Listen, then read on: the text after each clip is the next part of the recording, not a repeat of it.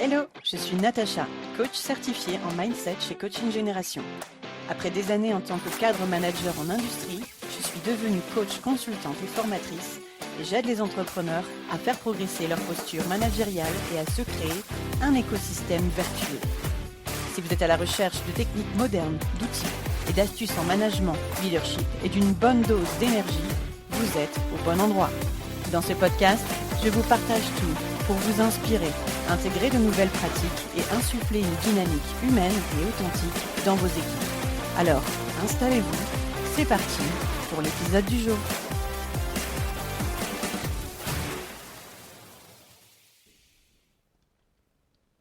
Bonjour à toutes et à tous et bienvenue dans ce nouvel épisode qui est finalement la suite de l'épisode numéro 2.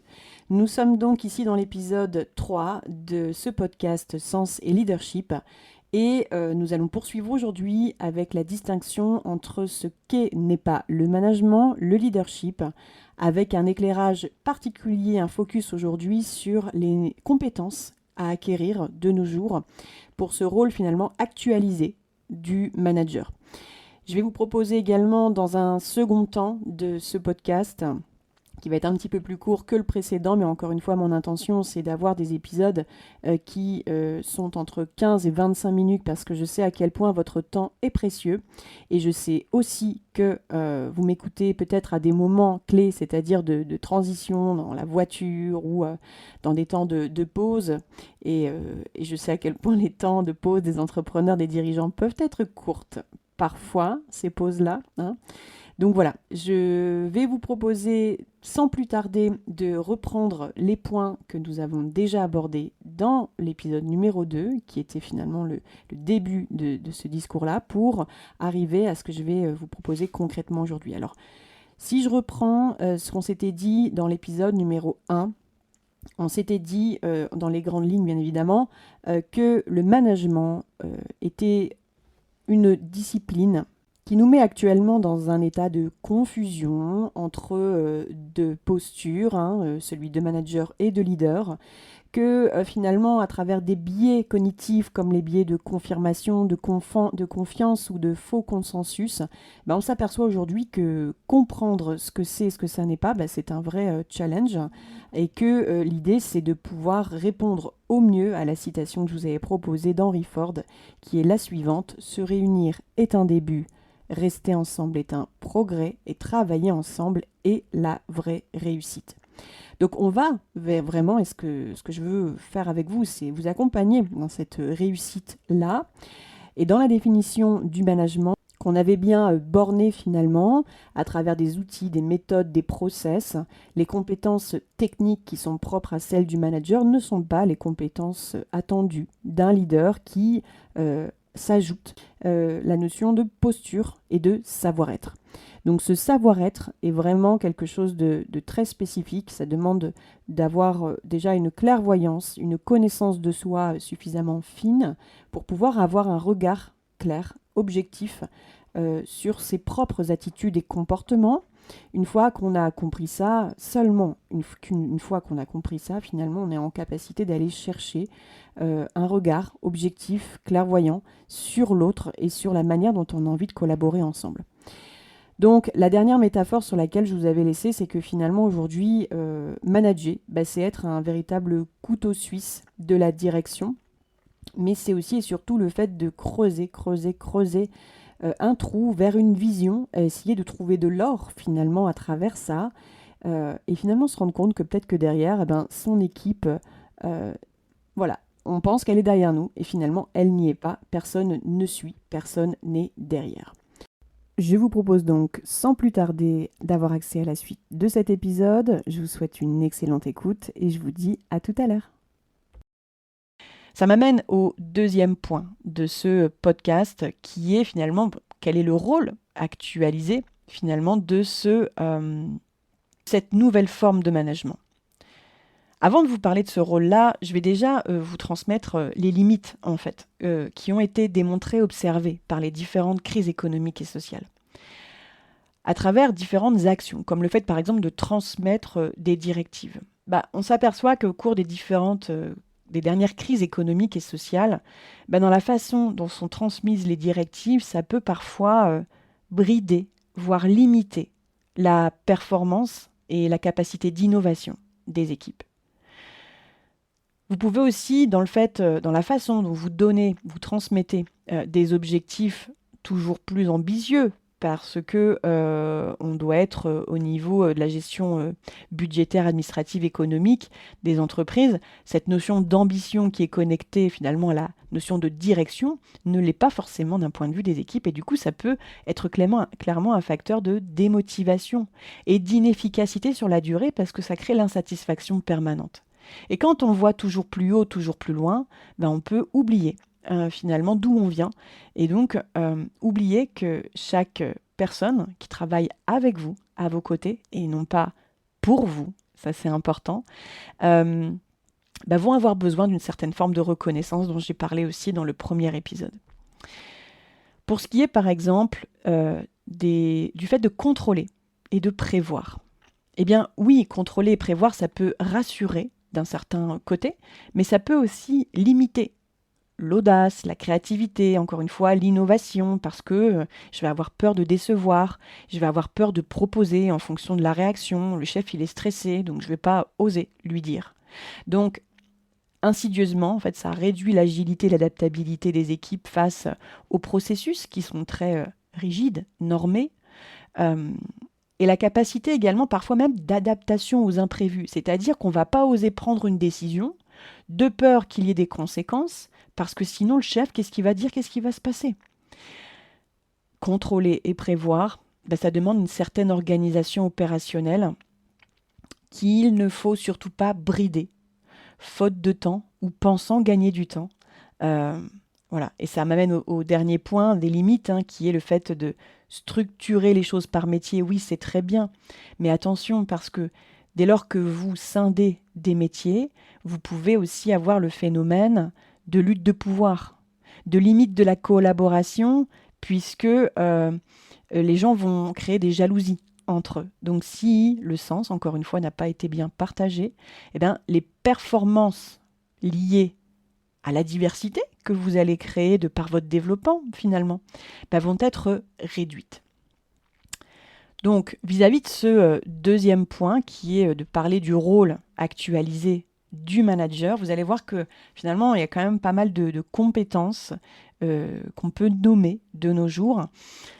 Alors, si déjà on parle des 3 caractéristiques clés du management, déjà il y a la notion de délégation, de la direction, de l'employeur finalement. La direction, manager, c'est pas tout faire soi, donc c'est aussi distribuer les rôles. Donc la notion de comment est-ce que je délègue versus me décharge des différentes tâches à allouer. Ensuite, il y a la notion de responsabilité en termes de résultats. C'est-à-dire contrôler, prévoir, oui, mais du coup, quid des responsabilités en cas d'erreur? Est-ce que c'est de ta faute? Est-ce que c'est de notre faute? Ou est-ce que c'est de ma faute? Finalement, si je t'ai mal partagé ou pas, si j'ai pas assuré la clarté du message, voilà.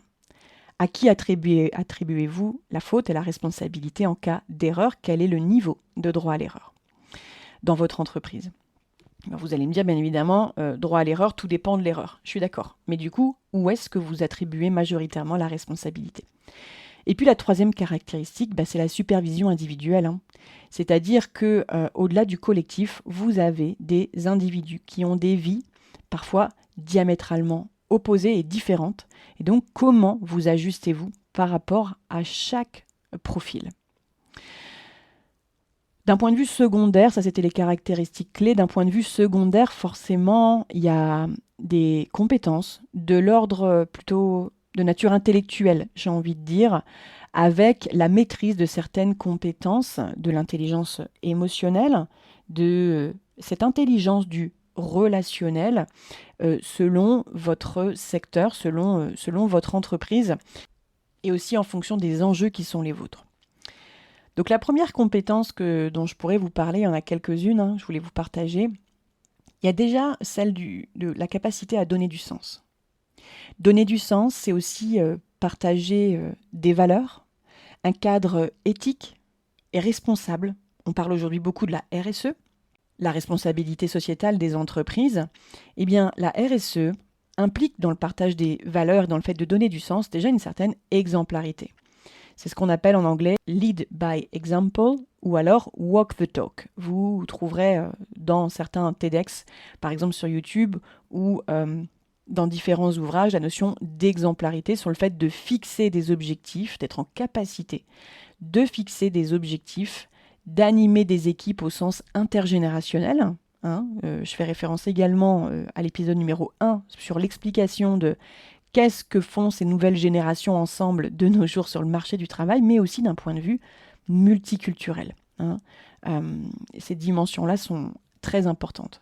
Donc, donner du sens, partager des valeurs, faire preuve d'exemplarité, fixer des objectifs, animer des équipes de l'ordre de la diversité, ça implique aussi de savoir attirer, fidéliser et développer les compétences de vos collaborateurs, encore une fois d'un point de vue individuel. La gestion des compétences d'un point de vue des ressources humaines au sens du management, ça implique d'être en capacité, au niveau de la posture et du savoir-être en tant que leader, de développer une posture finalement de manager coach.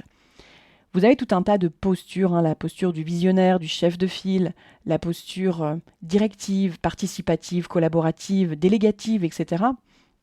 Ça, ce sont tout un tas de postures qui, dans le temps, ont fait leurs preuves. Mais cette nouvelle posture, au sens du manager coach, c'est littéralement la demande, finalement, des nouvelles générations qui se retrouvent très nettement, très majoritairement connectées à ce type de management. La posture de manager coach, elle implique de savoir déployer des réseaux internes ou externes, mais surtout d'être en capacité de faire confiance, de déléguer et de favoriser l'innovation, la coopération, la préparation et l'accompagnement au changement, et même dans le management à distance, j'ai envie de dire, dans la notion de télétravail, mais du coup aussi d'être capable de sortir des conflits. C'est-à-dire qu'il n'y a pas besoin d'aller jusqu'au conflit à partir du moment où on sait détecter les signaux faibles, d'où on sait finalement accompagner ces équipes vers plus de performance, mais en écologie, avec leurs valeurs et l'écosystème dans lequel on évolue en tant que collectif. Donc ça m'amène finalement à une métaphore qui est que aujourd'hui, je pense que vous serez d'accord avec moi, le rôle de manager et d'accompagner et de leader, c'est vraiment un rôle de couteau suisse de la direction. Et si vous êtes vous-même entrepreneur, chef d'entreprise et que vous avez quelques personnes avec vous, oui, ça demande énormément de temps, de réflexion, que de mettre en place, en œuvre une politique humaine, authentique, de gestion des ressources humaines, finalement, ça demande énormément de prise de recul par rapport à ça. Et malheureusement, plus le temps passe, plus les choses s'accélèrent, plus le niveau d'exigence est élevé. Et en fait, moins vous avez le temps de finalement faire un retour en arrière, un reset en disant « Attends, j'arrête, je recommence tout, j'efface mes erreurs et on recommence ». Non, des fois, le mal a été fait et c'est compliqué de savoir revenir en arrière. Donc ça m'amène à mon dernier point, qui est finalement un point clé, qui est de savoir poser un cadre clair et motivant. Donc savoir poser un cadre clair et motivant, de nos jours, il s'agit déjà de définir, de ce dont on s'est parlé tout à l'heure, la responsabilité. C'est quoi le niveau de responsabilité dont on parle? Et d'un point de vue de la direction, dans cette casquette intermédiaire qu'est le rôle de l'encadrant, finalement, la responsabilité, c'est une espèce de frontière délicate, finalement, qui sépare le manager du salarié, du collaborateur.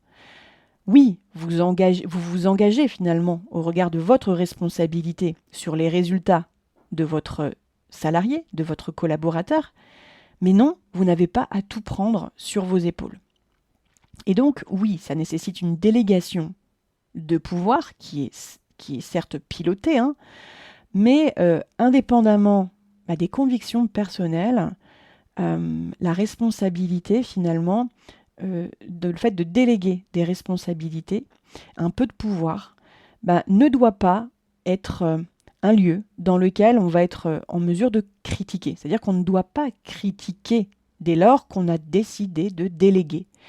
Malheureusement, c'est ce qu'on voit dans la plupart des cas, c'est qu'on vient critiquer ce qui a été fait sans chercher à comprendre pourquoi ça a été fait dans ce sens-là. Et ça, c'est un point vraiment important.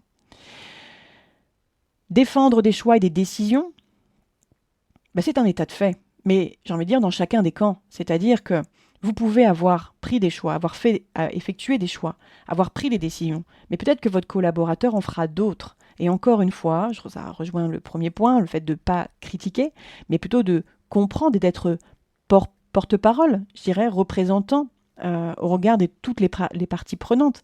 Et donc, si une erreur a été commise, pour moi, c'est comme le mot crise en chinois, hein, c'est pas quelque chose qui nous plombe, c'est une opportunité de mieux comprendre ce qui s'est joué là-dessous. Et là où on évolue de nos jours, c'est quand même absolument essentiel d'en parler, c'est dans la notion de responsabilité, on évolue de nos jours vers plutôt la co-responsabilité. La co-responsabilité, ça sert à satisfaire finalement les besoins des collaborateurs en entreprise, de répondre aux enjeux de l'entreprise, mais d'évoluer vers une responsabilité accrue. C'est un vrai besoin des leaders responsables de nos jours. C'est une nécessité d'apporter une vision et d'entraîner les équipes, mais en co-responsabilisant et en favorisant l'autonomie des collaborateurs dans leur quotidien. Ça m'amène à définir ce qu'est la responsabilité, qui est finalement cette capacité de se partager en conscience la responsabilité de ce qu'il advient et à assumer les actes individuels et collectifs, que les résultats soient positifs ou négatifs. Je dis bien que les résultats soient positifs ou négatifs, on va se partager la responsabilité de ce qu'il advient et l'assumer ensemble. Donc ce qui veut dire que par rapport à l'évolution des organisations des entreprises, on passe d'un mode de management top-down, pyramidal, patriarcal, commandant-exécutant, à un système qui devient autoportant, dans lequel les collaborateurs travaillent pour le nous, pour le collectif, se sentent responsables dans l'atteinte des résultats et créent eux-mêmes cette dynamique relationnelle. Donc ça favorise inévitablement la synergie, l'émulation, la confiance et du coup la performance. Mais la performance, c'est un petit peu le parallèle que je pourrais faire avec l'entrepreneuriat. Si vous créez votre entreprise pour faire de l'argent, vous vous rendrez compte que ça ne marche pas. Si vous ne créez pas le réseau autour de vous pour vous développer et l'aspect relationnel, vous n'obtiendrez pas finalement les opportunités, le réseau humain qui va vous aider à vous développer. C'est pareil en management. Si vous recherchez la performance, le chiffre, la data, la finalité, vous loupez complètement tout le cheminement qui est nécessaire pour finalement atteindre la performance qui arrive en dernier. Donc croire que parce que je vais dire à quelqu'un d'atteindre ça, il va le faire et très bien le faire, non, c'est se leurrer en fait, finalement. Mais en travaillant cette notion de co-responsabilité, vous passez d'une organisation parent-enfant à une organisation adulte-adulte. Ça demande de développer une certaine culture, forcément, qui transforme la relation au travail. Ça demande de revisiter vos pratiques managériales, mais qu'à cela ne tienne, ce podcast est vraiment dédié à ça.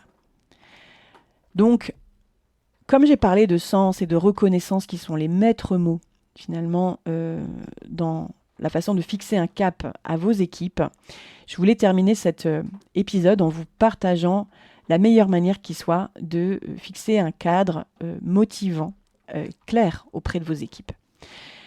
Donc, on va parler d'une revisite de la méthode SMART pour fixer vos objectifs. Peut-être que vous avez déjà entendu parler de cette méthode-là, mais pour moi, elle n'est absolument pas suffisante. Mais vraiment, elle est vraiment au sens, la méthode SMART pour fixer un objectif, c'est d'un point de vue du management. C'est absolument pas d'un point de vue du leadership. Donc, mon objectif à moi, dans ce podcast Sens et Leadership, c'est de vous amener à développer, à créer une réflexion autour de votre leadership. Et donc, le SMART, vous le connaissez, il s'agit de créer des objectifs. 1, c'est un acronyme spécifique pour le S. Spécifique, il est important de répondre à un espèce de QQOQCP, d'accord, pour pouvoir répondre à cet objectif spécifique. Je vous dis ça puisque voilà, j'ai travaillé avec des dizaines de groupes d'étudiants ces dernières années. Et je m'aperçois que même en bac plus 5, eh ben, ils ne savent pas. S'ils m'écoutent, mon Dieu, ça va être terrible. Mais ils ne savent pas écrire un objectif SMART. En fait, voilà. Les objectifs sont absolument pas spécifiques, sont généraux et ne sont pas contextualisés. Donc un objectif spécifique, c'est un objectif dans lequel je mets un contexte, un périmètre bien précis. C'est un objectif dans lequel, par exemple, si c'était voilà, améliorer mes compétences en management, ben non. À améliorer mes compétences en management, ça veut dire quoi? Déjà, tu parles de manager, de leader, tu parles de gestion d'équipe, toi, tes compétences d'un point de vue vis-à-vis de toi-même, vis-à-vis de l'estime que tu as de toi, tu parles de quoi vis-à-vis de... Enfin, il y a tellement de choses qu'il n'y a rien de spécifique là-dedans.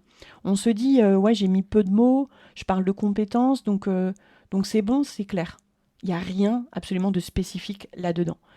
Donc, c'est un vrai travail que j'effectue aussi avec les personnes que j'accompagne, de définir clairement le but de l'objectif.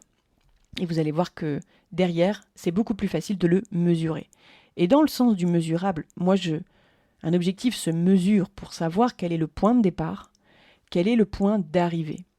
Donc, c'est-à-dire qu'il n'y a pas d'objectif sans mesure et donc sans chiffres, sans data, sans données précises. Même si c'est de l'ordre du savoir-être en termes de perception, eh bien, on va savoir appuyer des exemples concrets, précis, qui me permettent de savoir qu'au niveau du savoir-être, sur telle compétence bien spécifique, tu es aujourd'hui à 4 sur 10 et moi je t'attends à 8. Bien évidemment que derrière, vous voyez que en fixant un objectif mesurable, mesuré, il s'agit de savoir le A si c'est atteignable. Atteignable, c'est-à-dire est-ce que tu as les moyens? Est-ce que je t'ai donné les moyens pour atteindre l'objectif? Est-ce que tu estimes avoir les moyens nécessaires, en autonomie bien sûr, à l'instant T, pour réaliser cet objectif? Du coup, si tu as les moyens, le R consiste à définir si c'est réaliste, c'est-à-dire tenir compte des contraintes de l'environnement. Donc là, il s'agit de peser dans la balance. Quels vont être les vents favorables, mais quels vont être aussi les risques en fait à ne pas atteindre ces objectifs. Compte tenu des contraintes, est-ce que cet objectif est OK et absolument réaliste pour arriver dans le T à le définir dans le temps? Si je dis améliorer mes compétences en management, ben je peux travailler là-dessus toute ma vie. Si je te demande d'améliorer tes compétences en management dans 3 semaines, alors déjà c'est pas spécifique, on se l'est dit au début, mais dans 3 semaines c'est pas réaliste. Je l'ai mis dans le temps, certes, j'ai mis un chiffre, mais c'est absolument pas réaliste. Donc chaque lettre en fait travaille l'une avec l'autre et va ensemble pour pouvoir mieux définir si mon objectif est bien ajusté. Mais comme je vous l'ai dit, là on est d'un point de vue manager. On n'est pas sur un objectif de leader. Donc pour ça, je vais vous proposer de vous poser quelques questions. En ajoutant finalement des questions à la suite de cet objectif, si on rajoutait une lettre après, je rajouterais la notion d'écologie. Le E, un E finalement qui donnerait un objectif SMART. Est-ce que cet objectif est respectueux de vos valeurs, des valeurs de la personne que vous avez en face de vous, vis-à-vis de laquelle vous êtes en train de fixer un objectif? Est-ce que c'est un lien direct avec les valeurs de l'entreprise? En quoi nous pouvons nous réunir autour des valeurs de cet objectif et est-ce que cet objectif est écologique d'un point de vue du spectre de la sphère de travail, de l'environnement de travail de votre collaborateur? Ensuite, la question à se poser, c'est finalement, au-delà de l'aspect atteignable, réaliste, est-ce que 100% des paramètres de cet objectif, est-ce que le collaborateur en face de vous se sent au contrôle, aux manettes, finalement, se sent capable, au sens des compétences, dans la notion de contrôle aussi, de savoir qu'il va être en mesure de réaliser cet objectif? J'entends encore en 2025 des managers qui envoient, par exemple pour les entretiens d'évaluation annuelle ou professionnelle, je t'ai envoyé ton entretien, tu le signeras s'il te plaît, comme ça c'est fait, on passe à autre chose. Bah non, en fait, ça ne marche pas comme ça. Ça veut dire que vous n'avez absolument pas compris l'intérêt finalement de mener des entretiens. Donc, dans la façon de mener ces entretiens? Est-ce que c'est sous ton contrôle? Est-ce que tu estimes avoir les compétences? Et qu'est-ce que tu attends de moi? Autre question. Qu'est-ce que tu attends de moi dans ce cadre-là par rapport à cet objectif? Voilà, si on est dans le cas des entretiens d'évaluation, on se voit en janvier-février, est-ce que d'ici décembre, tu as besoin d'aide? Qu'est-ce que tu attendrais de moi de ce point de vue-là? Ça, quand on fait ça, on appuie sur la notion de confiance, voilà, est-ce que c'est OK pour toi d'aller de ce côté-là? En fait, est-ce que tu te sens à l'aise? Est-ce que tu as besoin de moi? Enfin, je suis là pour toi, tu n'es pas tout seul. On est une équipe. Et c'est comme ça qu'on sème des graines de l'esprit d'équipe. C'est une fois qu'on a répondu à toutes ces questions, finalement, qu'on peut se serrer la main en s'engageant. L'engagement, à la fin, la notion de contractualisation, voilà, de cet engagement-là, de cet accord, permet de se dire, OK, on a construit les choses ensemble, on sait exactement où on va, pourquoi on y va, de quoi tu as besoin, et donc ça permet de créer un environnement beaucoup plus sécurisant et de développer cet esprit d'équipe. Donc j'ai beaucoup parlé pendant cet épisode, mais en gros, ce qui est à retenir, c'est que être leader, ça n'est pas être manager. Et devenir leader, c'est possible, mais uniquement si vous êtes prêt à vous adapter, vous ajuster et à déléguer, mais réellement. Et ma question, c'est est-ce que finalement, très honnêtement, est-ce que vous le faites ? Et voilà, j'espère que la suite et fin de cette deuxième partie finalement d'épisode vous a plu. En tout cas, je l'ai souhaité complet. C'est pour ça que j'ai décidé de le scinder en deux. N'hésitez pas encore une fois à me faire vos commentaires, en tout cas d'amélioration. Ça permet toujours de progresser et puis de me suggérer pourquoi pas quels sont les sujets brûlants que vous souhaiteriez que j'aborde incessamment sous peu pour pouvoir vous aider à gérer au mieux ce qui se passe à l'intérieur de votre entreprise. Je vous remercie en tout cas d'avoir écouté cet épisode jusqu'au bout. N'oubliez pas de laisser un avis en commentaire de ce podcast. Ça aide énormément à le faire connaître et à le développer. D'ici là, je vous souhaite une belle journée ou soirée, où que vous soyez. Et je vous dis à très bientôt dans un prochain épisode. Bye bye tout le monde.